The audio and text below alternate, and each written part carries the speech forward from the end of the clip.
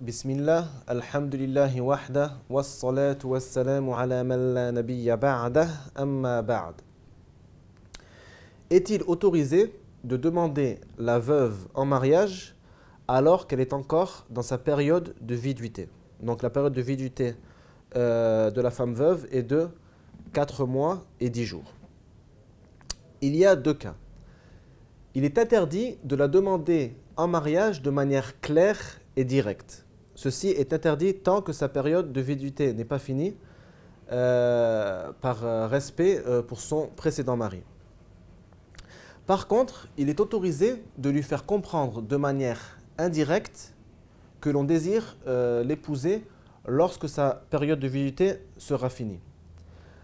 La preuve est la parole d'Allah. La junaha alaykum fima arradtum bihi min khitbatin nisa. Ce qui signifie, on ne vous reprochera pas de faire allusion à une proposition de mariage aux femmes, c'est-à-dire aux femmes veuves. Pourquoi le verset précise que ce sont les femmes veuves? Car ce verset est précédé par la parole d'Allah. وَالَّذِينَ يُتَوَفَّوْنَ مِنكُمْ وَيَذَرُونَ أَزْوَاجًا يَتَرَبَّصْنَ بِأَنفُسِهِنَّ أَرْبَعَةَ أَشْهُرٍ وَعَشْرًا. Ce qui signifie, ceux qui meurent parmi vous et laissent des femmes, celles-ci doivent attendre une période de 4 mois et 10 nuits. 10 nuits, c'est-à-dire 10 jours.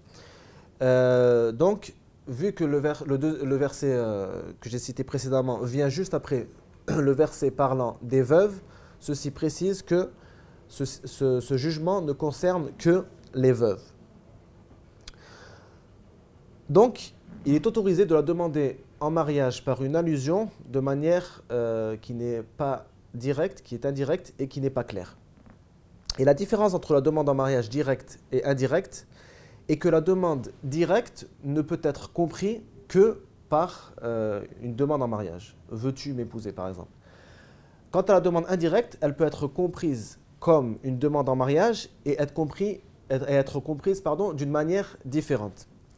Par exemple, Sukayna bint Hanzala, lorsque son mari est mort, Muhammad ibn al-Hussein, donc le petit-fils du messager d'Allah, sallallahu alayhi wa sallam, lui a dit لقد عرفت قرابتي من رسول الله صلى الله عليه وسلم وقرابتي من علي وموضعي من العرب. Ce qui signifie, tu connais certes, tu sais certes que je suis parmi les proches du messager d'Allah sallallahu alayhi wa sallam et parmi les proches de Ali, c'est-à-dire Ali ibn Abi Talib, et tu sais que les Arabes me respectent. Donc il veut lui dire, j'ai pour intention, après ta période de viduité, de te demander en mariage, et c'est-à-dire c'est difficile de trouver quelqu'un de meilleur que lui en mariage. C'est le petit-fils du messager d'Allah, sallallahu alayhi wa sallam, donc le fils du fils de la fille du messager d'Allah, sallallahu alayhi wa sallam, Muhammad ibn al-Hussein, donc le fils de Fatima. Al-Hussein, c'est le fils de Fatima, et le fils de Ali ibn Abi Talib. Donc il est parmi les descendants du messager d'Allah. Et donc les Arabes le respectaient beaucoup et c'était un homme pieux. Donc il a voulu lui dire ça afin qu'elle comprenne qu'il désire plus tard la demander en mariage. Elle lui a dit « Ghafarallahu laka ya Aba Ja'far. Innaka rajulun yu'khazu anhu. Takhtubuni fi iddati. » Donc elle lui a dit « Qu'Allah te pardonne, ô Abu Ja'far. Les gens prennent la religion de toi. Tu me demandes en mariage alors que je suis encore dans ma période de viduité. » Il lui a dit Innama akhbartuki bi qarabati min rasulillahi sallallahu alayhi wa sallam wa bi qarabati min Ali.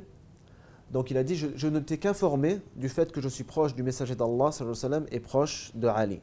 Donc c'est une demande indirecte. Elle a bien compris ce qu'il a voulu dire, mais lui sa parole peut être comprise de deux façons. Donc c'est ça la demande indirecte. Wallahu a'lam.